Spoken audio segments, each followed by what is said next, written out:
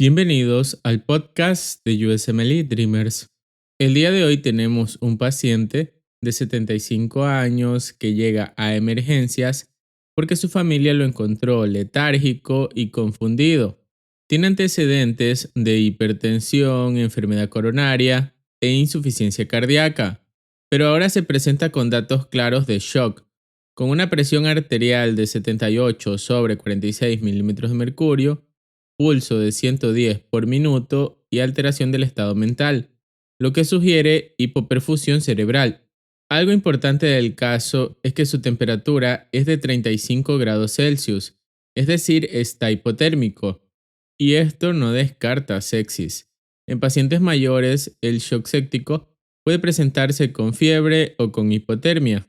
En la unidad de cuidados intensivos se coloca un catéter de arteria pulmonar y las mediciones muestran un gasto cardíaco alto, presión venosa central baja, presión de enclavamiento capilar pulmonar baja, saturación venosa mixta de oxígeno alta y resistencia vascular sistémica baja. Este patrón apunta directamente a shock distributivo, más probablemente un shock séptico por infección bacteriana.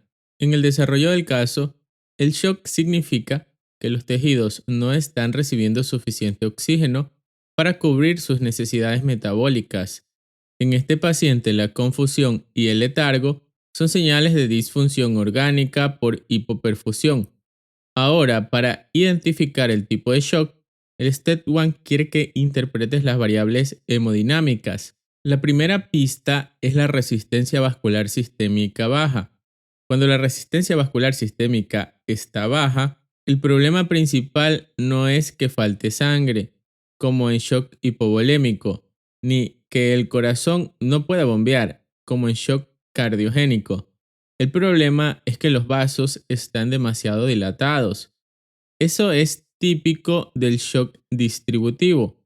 Y dentro del shock distributivo, la causa más común es el shock séptico, generalmente por infección bacteriana. En la base fisiopatológica, en el shock séptico, una infección desencadena liberación sistémica de mediadores inflamatorios. Estos mediadores producen vasodilatación periférica generalizada. Cuando los vasos se dilatan demasiado, la sangre queda distribuida de forma ineficiente en el sistema vascular. Aunque el volumen total de sangre no necesariamente esté bajo, el retorno venoso efectivo disminuye. Por eso bajan dos mediciones importantes: la presión venosa central, que refleja la precarga del lado derecho, y la presión de enclavamiento capilar pulmonar, que estima la presión de la aurícula izquierda y la precarga del lado izquierdo.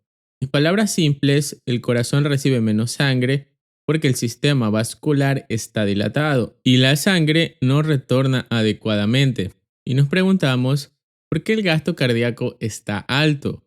Aunque llega menos retorno venoso efectivo, el cuerpo intenta compensar activando el sistema simpático. Esto aumenta la frecuencia cardíaca y la contractilidad. Por eso, el paciente tiene taquicardia y un gasto cardíaco alto. Este patrón es muy típico de la fase temprana o hiperdinámica del shock séptico: vasos dilatados, resistencia baja y corazón bombeando más rápido para compensar. Y también nos preguntamos por qué la saturación venosa mixta de oxígeno está alta. Este punto suele confundir mucho, pero es muy importante. La saturación venosa mixta de oxígeno representa cuánto oxígeno queda en la sangre venosa después de pasar por los tejidos. En shock hipovolémico, cardiogénico u obstructivo, el gasto cardíaco suele estar bajo. La sangre pasa lentamente por los tejidos y los tejidos extraen más oxígeno. Por eso, la saturación venosa mixta baja. Pero en shock séptico ocurre algo diferente. Como el flujo sanguíneo es alto y está mal distribuido, la sangre pasa rápido por los capilares y los tejidos no extraen oxígeno de forma eficiente. Además, la inflamación puede alterar el uso celular de oxígeno. Por eso, aunque el paciente esté en shock, la sangre venosa puede regresar con mucho oxígeno todavía. Entonces, en shock séptico, la saturación venosa mixta de oxígeno está alta. Comparándolo con otros tipos de shock, tenemos en shock hipovolémico como por hemorragia gastrointestinal, el problema es pérdida de volumen. Por eso disminuyen la presión venosa central, la presión de enclavamiento capilar pulmonar y el gasto cardíaco. La resistencia vascular sistémica sube como compensación. En shock cardiogénico, como por infarto de miocardio o falla cardíaca severa, el corazón no puede bombear. Aquí el gasto cardíaco baja, pero las presiones de llenado suben porque la sangre se acumula detrás del corazón. Por eso aumentan la presión venosa central y la presión de enclavamiento capilar pulmonar. En shock obstructivo, como embolia pulmonar masiva o taponamiento cardíaco, hay una obstrucción al llenado o a la salida del corazón. El gasto cardíaco baja y la presión venosa central suele subir. Pero este paciente no tiene ese patrón. Él tiene resistencia vascular sistémica baja, precargas bajas, gasto cardíaco alto y saturación venosa mixta alta. Eso es shock distributivo, especialmente shock séptico. En la interpretación clínica, la respuesta correcta es infección bacteriana, porque el shock séptico es la forma más común de shock distributivo. Además, en pacientes ancianos, la sepsis puede presentarse de forma atípica, con hipotermia en vez de fiebre, confusión en vez de síntomas localizados y deterioro rápido del estado general. Por eso, en STEP 1 no debes descartar sepsis solo porque el paciente no tenga fiebre. La hipotermia también puede ser una manifestación de sepsis grave. En los puntos clave, el shock séptico es un tipo de shock distributivo. El shock distributivo se caracteriza por vasodilatación periférica y resistencia vascular sistémica baja. En shock séptico, la presión venosa central disminuye por menor retorno venoso efectivo.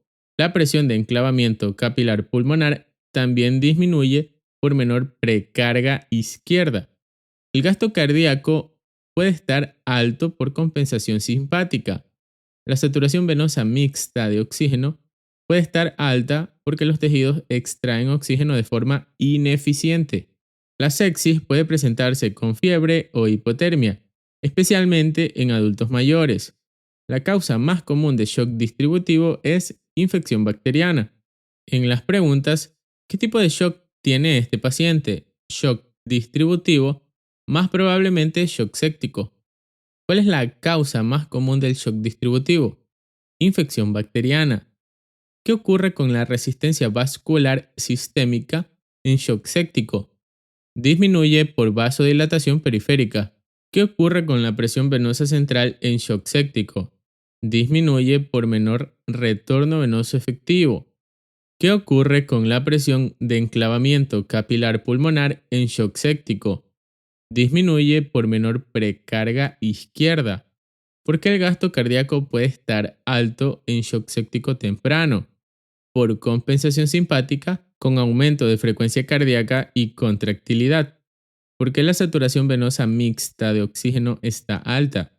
Porque los tejidos extraen oxígeno de manera incompleta debido al flujo alto y mal distribuido. Y recuerda, en STEP 1 cuando veas shock con resistencia vascular sistémica baja, piensa primero en shock distributivo. Si además hay gasto cardíaco alto, presión venosa central baja, presión de enclavamiento capilar pulmonar baja y saturación venosa mixta de oxígeno alta, el patrón es clásico de shock séptico. La idea central es que en sepsis los vasos se dilatan de forma generalizada. Esto baja la resistencia vascular, reduce el retorno venoso y hace que el corazón bombee rápido para compensar. Pero como la sangre fluye de manera mal distribuida y los tejidos no extraen bien el oxígeno, la saturación venosa mixta puede permanecer alta. Gracias por escuchar este episodio. Hasta la próxima.